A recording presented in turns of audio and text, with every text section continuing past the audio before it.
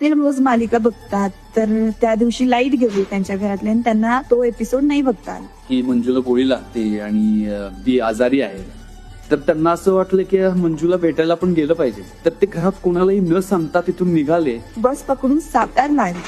सातारच्या खऱ्या पोलीस स्टेशनला गेले. तर पोलीस सुद्धा भांबवले, त्यांना कळलं नाही. दत्तू पाणे नावाचे व्यक्ती आहेत, 80 वर्षाचे वयोवृद्ध व्यक्ती आहेत. सोलापूर जिल्ह्यातील माळशिरस तालुका या ठिकाणावरून ते आले होते. सातारा शहर पोलीस स्टेशन आले, एसटी स्टँडवरून रिक्षा करून आले होते. इथं ते म्हणते की मंजू मालिकेतील आम्हाला मंजूला भेटायचं, जाधव हवालदारांना भेटायचं, मोरे हवालदारांना भेटायचं. म्हणून आम्ही चौकशी केली तर ते शूटिंग इथं चालू असल्याचं कळालं. राजवाडा पोलीस स्टेशन नामक तुम्ही इथं सेट तयार केलेला आहे. मग इथे विचारल्यानंतर लक्षात आलं की तुमच्या प्रोड्युसरला फोन केला. तिने सांगितलं की आम्ही गाडी पाठवतो, परंतु आम्ही देऊन आलो त्यांना. त्या घरी न सांगता ते आले होते. 80 वर्षाचे आहेत. मंजू मालिकेवरती एवढं प्रेम आहे त्यांचं.